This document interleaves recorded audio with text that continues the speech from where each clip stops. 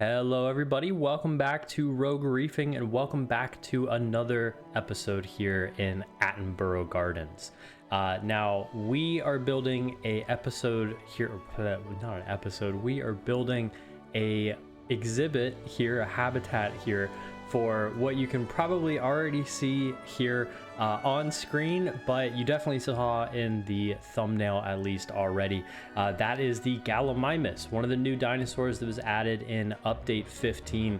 And full disclosure, I already recorded this and built this weeks ago, but I just needed to record the voiceover portion.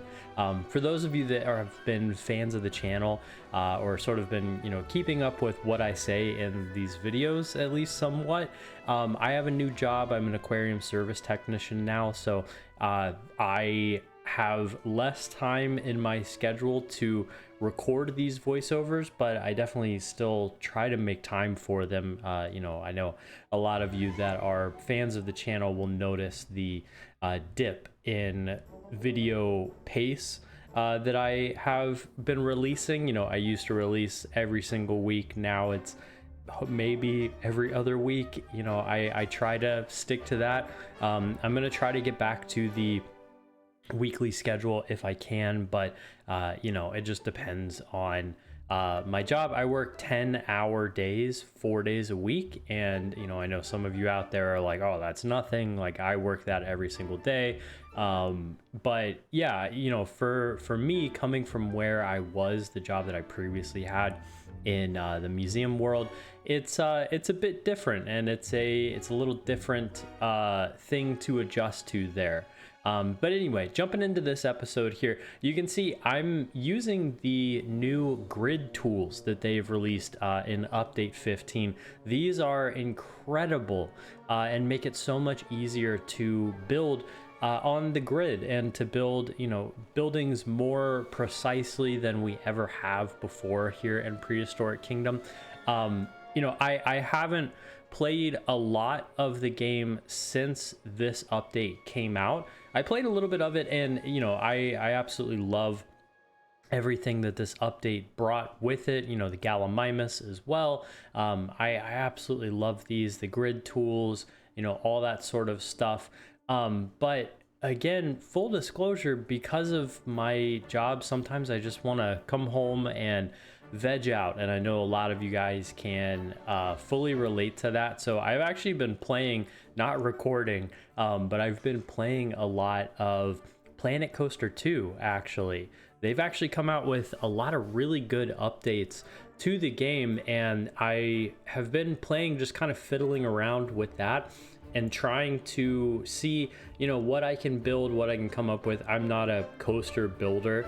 None of these games, Planet Zoo or Prehistoric Kingdom, have coasters in them, so I'm not really good at that. But of course, I like building the buildings, I like building the scenery and all of that kind of stuff. So maybe I'll record some more Planet Coaster 2 footage here in the near future, show off the park that I actually still have the series up for on the channel, but it kind of fell off after the third episode there. I think it was the third episode there. But yeah, I'll probably upload a few videos on that just to showcase that park, see the development of it, and then kind of get your feedback on what you guys want to see there. But again, that's a different series and a different game entirely. So again, we are building here the Gallimimus habitat for Prehistoric Kingdom for Attenborough Gardens here, which is our British-inspired park, named after the Attenborough brothers. Obviously, everybody knows David Attenborough, most famous for being a naturalist, conservationist, television host. But for those of you that don't know, his brother Richard is very famous as well. He was John Hammond in Jurassic Park. So he was the guy that created Jurassic Park. So, kind of a small world there that he is an Attenborough at the end of the day. So, that's where we get the name, of course, for this park here. And I'm trying to build this sort of in a almost classical sort of reused British style. So, you know, something like you would find probably at the, you know, London Zoo, where these buildings have been here. They are old buildings, and the plot that this park is on is sort of repurposed from, you know, prior uses and prior development there. But you know, we try to keep some of these buildings here as best we can, while still making those habitats interesting and you know, effective for the animals that are going in there. Obviously, these are prehistoric animals, so the care requirements for those are a little different than animals that would be living today, you know, like, you know, for instance, in the London Zoo or something like that. But yeah, I kind of am basing this habitat, and you'll see a little later in the video after I quit yapping, but you'll see in this video here too, I am kind of trying to base this off of like a ostrich habitat. You know, obviously the Gallimimus is a very, very large ornithomimid dinosaur. I don't know if it's actually the largest ornithomimid dinosaur, but it's one of the larger ones. And you can see in the game, once the keepers get in here, you know, in the live play portion, just how big these dinosaurs are compared to people. And they are beaked dinosaurs, so they don't have teeth. But you know, there's a line in here from Nigel Marvin, who does the wonderful commentary on these animals if you're playing the game just regularly. He says in here that the keepers in the game are, you know, they don't really think too much or fear the Gallimimus, but he has to remind them that modern day birds that have beaked snouts are just as lethal and just as capable as their modern, or their ancient toothed counterparts there of you know, Tyrannosaurus Rex and Velociraptor and all those sorts of things. But yeah, so I'm kind of using a reference as a ostrich habitat here. Again, not exactly one-to-one.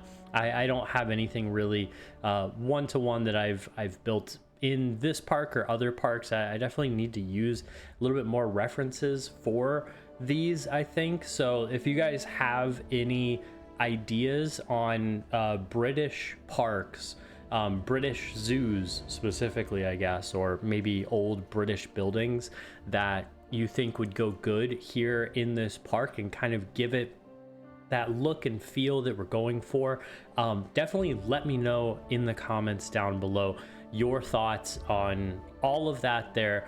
But yeah, we're moving away from this building now, I believe, and we're finally moving into the landscaping detailing part of the actual habitat portion. Of course, the building is sort of the most intricate part here. The landscaping for these habitats is way easier, just because, you know, the foliage brushes that they have in here are absolutely incredible. And really, there's no game out there that I've seen, at least, that has foliage brushes as detailed and, you know, sort of lush as the ones here in Prehistoric Kingdom. It's absolutely incredible.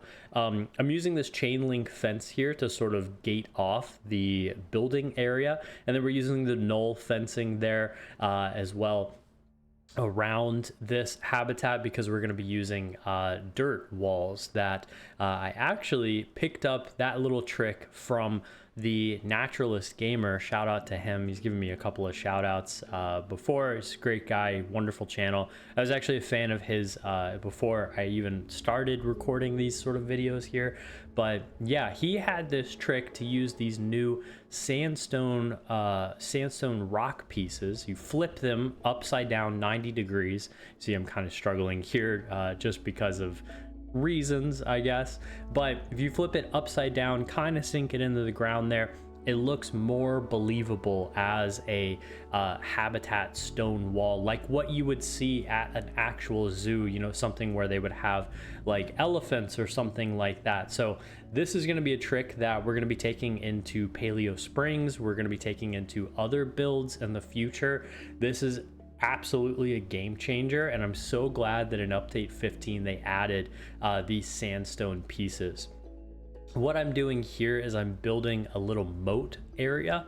I thought this would be a cool sort of like vista vantage point to see the Gallimimus, to maybe feel like you're a little bit closer to them than you actually are, sort of make it feel like, you know, that barrier is removed between you and the dinosaur itself, and that, you know, you feel a lot closer to these animals. I know a lot of zoos will do this again for like elephant habitats, rhinoceros habitats, things like that.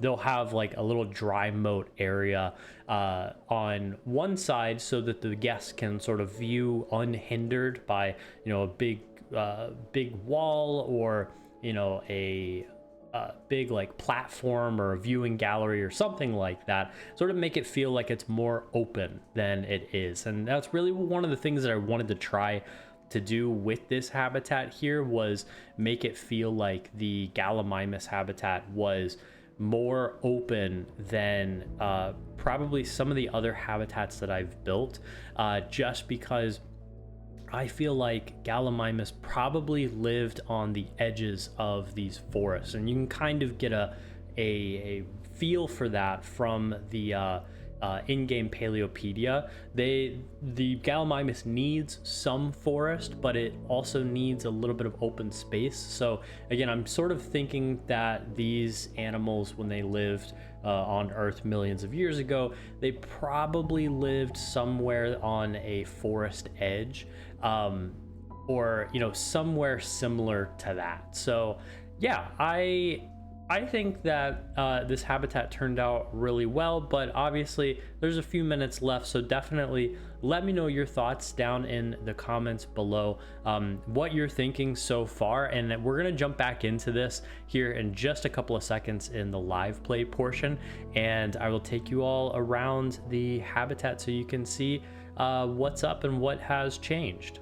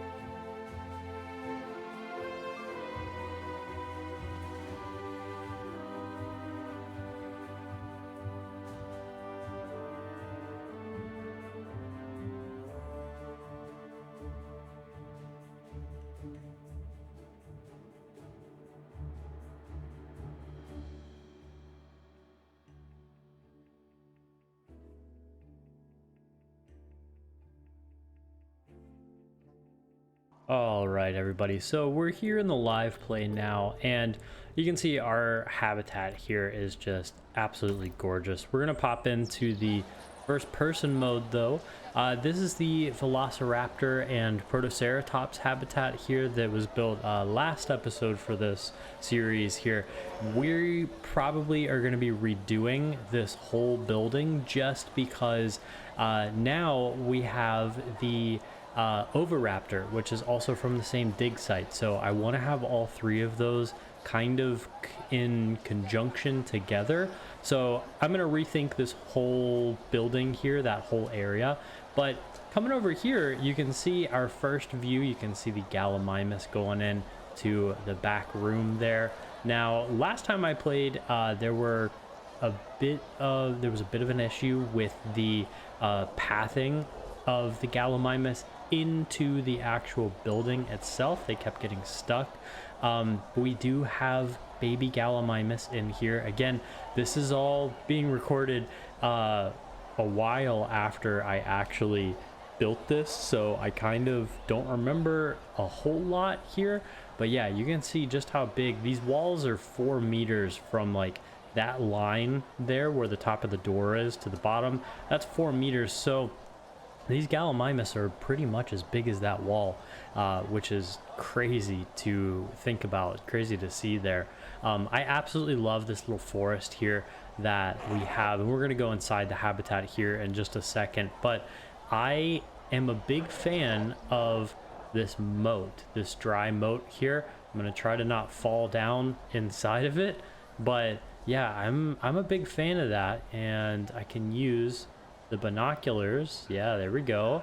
We can get a good look here at our Gallimimus. You can even see one of the little baby Gallimimus there feeding from one of our new enrichment items that is also part of update 15, which is the faux logs there that have fruit, bugs, vegetables, you know, whatever you want to put in there, they have for that. So let's come around here. This fence here, this is the property line. So for this series, I fenced off this whole entire area for the park to give it, again, more of a realistic vibe and make it feel like there's actually sort of room here that we're gonna fill up. We're gonna take up this space here for Attenborough Gardens, but you know, we're limited. Maybe in the future we can buy more space, you know, that sort of stuff. We can redevelop those areas next to us. God, I love these animals. I wish I could climb this ladder. I wish that I could climb that ladder. The terrain is still a little funky at times, but you know, that's okay. It is what it is. I got some hose out here. Yeah, we're gonna just go on inside here. Yeah, absolutely love them. Can I squeeze through? I can squeeze through, but I also added a gate because the keepers could not squeeze through. I love these little baby Gallimimus. They are so cute. They look like little baby emus, and I love emus. There's a farm that is close to where I live that I actually go to sometimes because they have a farm store there with produce and, you know, meat and stuff like that, and they have emus on the farm. And I love seeing them because they are just, I mean, they look like this. They look like dinosaurs. They're crazy. I love these big giant birds. These you know, Gallimimus here, ostrich, emus, cassowaries. I love all of those animals here. But just for a minute here, look at how stunning the light is coming through this forest. This is, God, this is some of the most beautiful scenery I think I've seen in just about any game. I genuinely, this takes my breath away right here. You know, just stopping and looking at the light rays coming through, filtering through those trees there. the trees themselves, you know, if you get right up to them, of course they're not the most high definition, but no game ever will be, just because, you know, they're going to be using these leaves with these 2D planes that, you know, you can see, because it takes up less computing space. That said, this game doesn't really run that crazy, but just look at some of these views that you can get here from this. I added some meadow foliage here. What is this? That's a banana, so this must be the fruit faux feeder over here. I have some other faux feeders. I'm basically just going to be exclusively using these new enrichment items now. These are incredible. Yeah, we have the insect one here. The only time I will say that I won't use those is inside here, where, you know, things can be a little bit more industrial and not have to worry too much. I believe these little baby Gallimimus can actually squeeze through those gaps, but personally I am fine with it. Yeah, I really love this habitat. I love how it turned out. You know, there's some paleoflora in here just to boost up some of that enrichment that they have, but it's not a lot, and it's mixed in with a lot of this habitat here.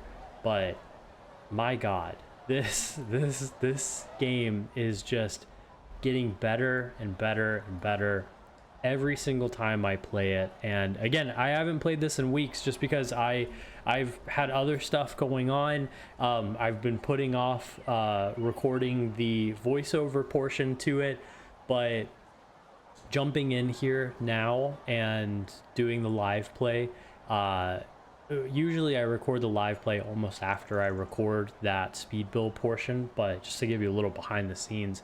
But for whatever reason, I didn't do it this time, and this is the first time that I've jumped back in here in quite some time, and genuinely this is one of the most beautiful games that I have seen in a long time. You know, I mentioned earlier I've been playing things like Planet Coaster 2 and, you know, a little Planet Zoo, not a whole lot, but you know, Planet Coaster 2. I've been playing Palia, if anybody knows that game out there. If you're interested in watching me like decorate a room, I guess, or I don't know, do something like that, let me know.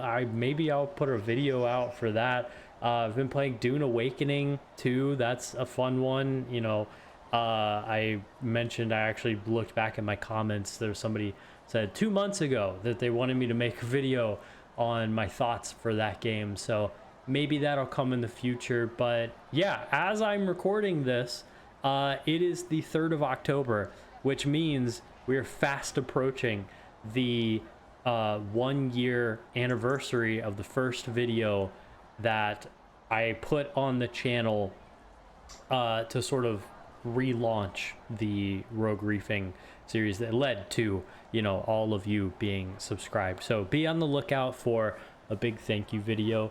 You know, I don't know if anybody is even going to watch it, just because it's so different from the content that I usually push out. So if you do want to see that, make sure you're subscribed. If you want these videos early, consider joining the membership down below. I think it's like $3 a month, and you get early access to all of these videos as soon as I upload them. I try to give a good window of, you know, between 3 days to a week time. Just depends on when I get them out. Sometimes you get a little bit more time than that to see these videos. But yeah, consider the memberships down below if that's something you're interested in as well. If not, that's totally fine too. You know, you'll get these videos for free when everybody else gets them. But again, if you're a member, then you get easier access to me. You get first chance to comment on these videos and get more of a direct line where I'm more guaranteed to respond to those comments on these brand new videos. So yeah, with that, I think that is all that I have here for this episode. I do want to add really quick that this area here is 5,780 square meters right in this area here. So if you have suggestions on what animals could go here, what do you think would go good in Attenborough Gardens on the opposite side of the Gallimimus here? I'm thinking maybe, you know, we might extend out the we're just gonna redo this whole building here. I like parts of it. I like, you know, the Velociraptor behind area here, but we're gonna redo this whole building, and I think this area is large enough where I can do that and not have to worry too much about encroaching too close to like pathing and things like that. But yeah, let me know, what do you think would go good here? What animals would you like to see in this park? There's a few that I know that I'm gonna put in here, but I'm curious to hear your thoughts on what you would like to see, of course, in Attenborough Gardens and in Paleo Springs. If you have, you know, comments about Paleo Springs as well, let me know. But yeah, again, as usual, I'm rambling. So with that, I'm gonna leave it here. Thank you so much for watching. There is a million things that you could have been doing today, and you chose to spend a little bit of that time here with me and watch me record a little video and build this absolutely incredible Gallimimus habitat, in my opinion at least. Yeah, let me know your thoughts down in the comments, of course, below. I love having a conversation with you guys. So with that, without further ado, I will see you all in the next one. Take care for now.